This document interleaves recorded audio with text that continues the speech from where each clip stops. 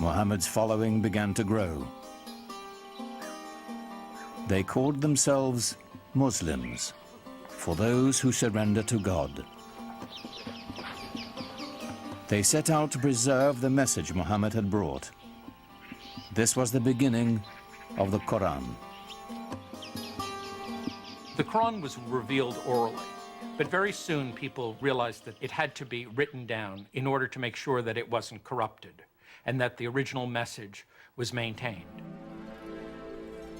And from a very early date, and it's very unclear when that date was, because no early manuscripts of the Quran survive, people began copying it down. The Quran is a revelation of spiritual teaching, of both ethical and social guidance. It was revealed and remains in Arabic. What's so extraordinary about the Quran is its naturalness, so that it can say the most powerful cosmic things with a sense of intimacy, so that power and tenderness come together constantly in the Quranic language. With words alone, the Quran delivers its vision to the faithful. Its imagery conjures a picture of the afterlife that resonates with all the power of traditional Bedouin poetry. Imagine yourself in the desert, surrounded by dust, by the glare of the sun. You wear cloaks to cover your body because the wind will just sear your skin right off your face. And you walk into an oasis. The temperature drops dramatically. There's a quiet there. The wind is no longer howling. Everywhere you look, you see green and color. The world of water and paradise are symbolically tied to one another. And the Quran can conjure that up with just a few briefly chosen words.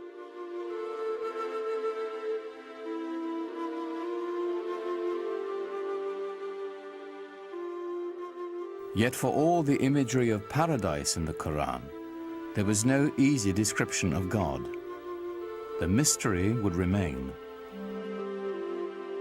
It's very difficult to talk about God without reifying God. Reifying to make God into a thing, or anthropomorphizing God, to make God into a projection of our own human self.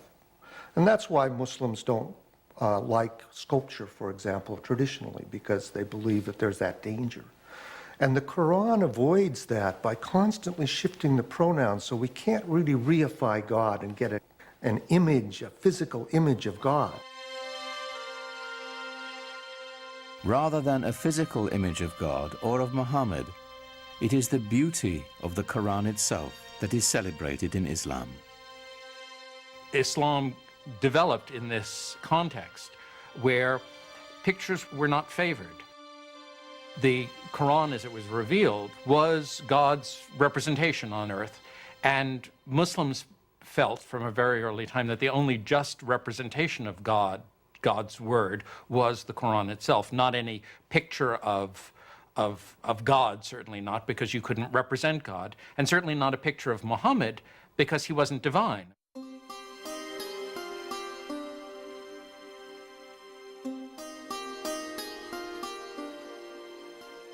At certain times and places, people did make images of the Prophet Muhammad, but these are not religious images. These are not images meant to be worshipped. They're not images of a saint or of God. They are images of Muhammad as a historical figure. He's sort of given honor by having a very bright blue background or a white cloud near him, but he's not otherwise distinguished from the other characters in the story. At other times, people did represent the Prophet, but he was always represented with a white cloth over his face to hide his face, so that there were different approaches to doing this.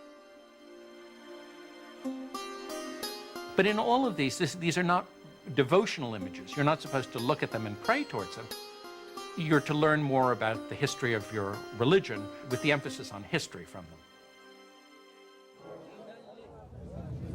As Muhammad's community grew, so did the opposition. People, of course, were skeptical and said, look, if you're a prophet, where's your miracle? And the prophets in the Quran, Moses had miracles, Jesus had miracles. Where's your miracle? The Quranic answer to that challenge is, this is the miracle, this Quran.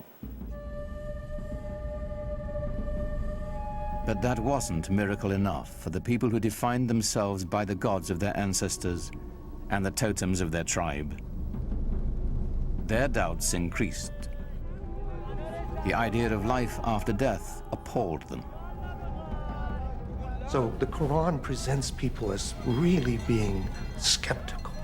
You mean to tell me that after I die and my body has gone back to the elements and I've been putrefied, that I'm going to be put back together again and brought back to life? That, of any of the messages in the Quran, that struck the people of Arabia as being the most hard to believe. Muhammad also spoke of eternal damnation for the unjust.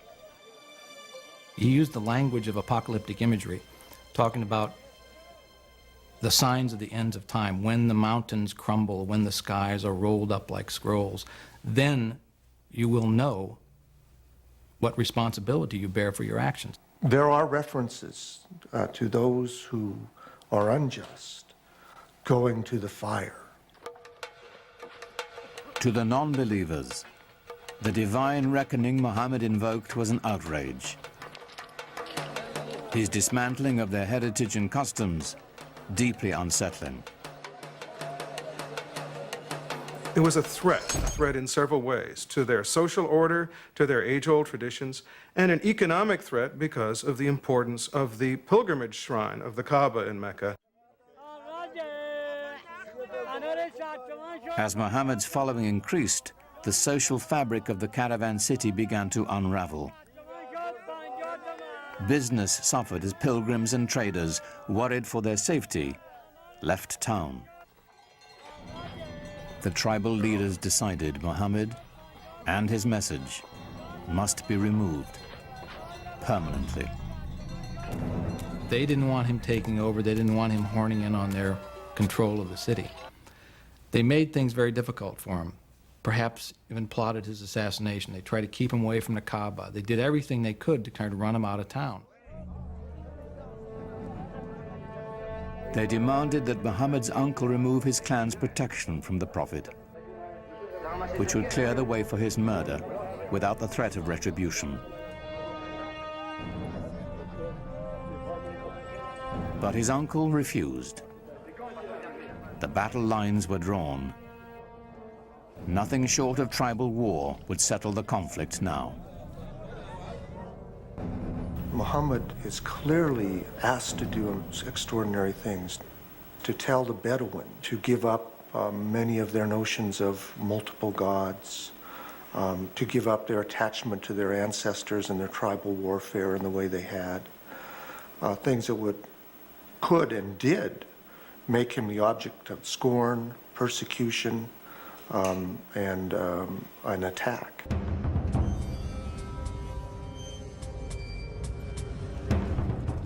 Muhammad's followers were forced from the marketplace and starved. Those without clan protection were tortured and killed.